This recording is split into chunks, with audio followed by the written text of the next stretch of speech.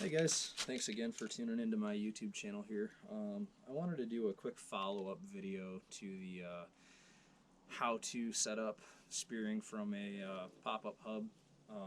This video is going to be more about what you need to be able to do that, and not so much what you need, but what it'll cost as well. So we're going to start with just kind of showing you guys what I've got gear-wise here.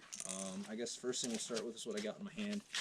I have a rattle reel here from High Tech Fishing.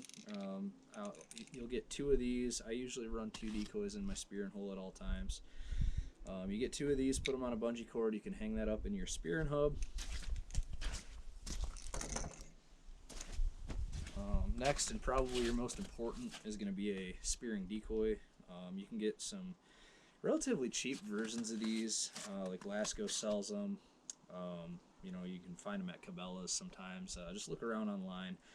You don't have to have the most expensive spearing decoy to make this happen. I've speared plenty of fish over a $10 decoy, but some of these higher end decoys, like what I've got here in my hand, are super nice, and you will attract a lot of fish to them.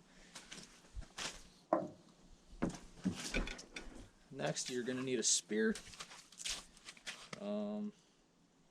Yeah, pretty important piece of equipment here. I mean, this is as important as your spinning rod for steelhead fishing or whatever.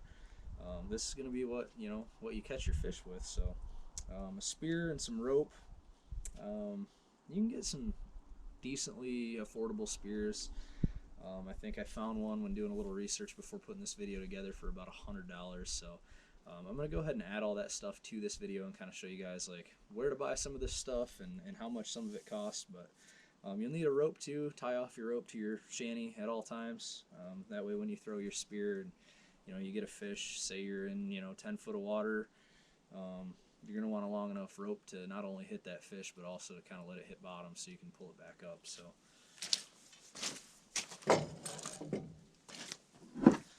spud bar.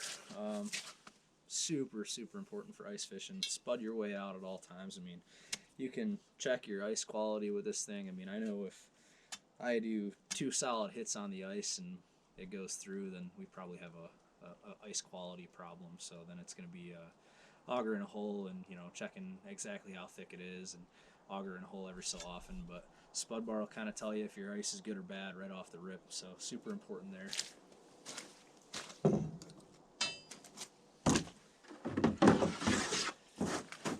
You'll need an ice saw. This is from Fish's Ice Saw. Super important piece of equipment here. This is how I open up my hole, turn it into a big rectangle big enough to do some sight fishing and run 2 decoy lines. So invest in a good ice saw. Mine needs a good tune up, so we're going to send that out here at the end of the season and get it tuned up.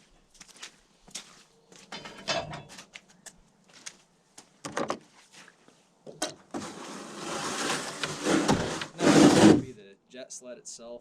That's probably the biggest jet sled I could find in the store. They're not cheap, but super important. How else are you going to haul your gear? I'm sure there's other ways, but jet sled's what I use. So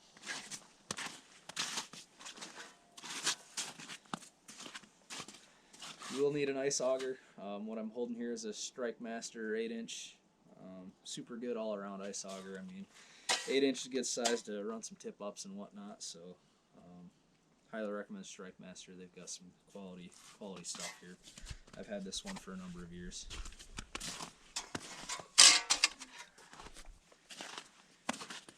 You'll need a seat. You're going to be sitting in your shanty looking over that hole for a number of hours. Sometimes those can be pretty monotonous hours, I'm not going to lie to you guys, but spearing is a really fun sport. If you're a bow hunter like me, you'll really like it. So invest in a good seat to sit on. I've just got something cheap in my hand here, but it's what I could find for the video. So